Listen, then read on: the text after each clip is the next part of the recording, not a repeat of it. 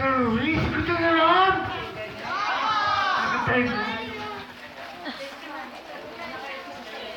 Kain ko.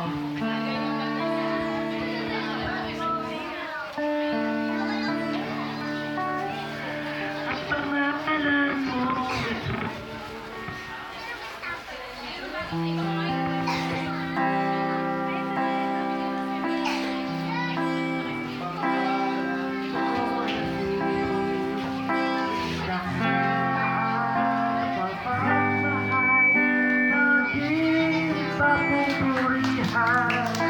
Sa buhay ko sa kaya wala kang hubad, di magbabago. Ikaw noon sa'yo ang kanilang. Wala nang iba sa'yo.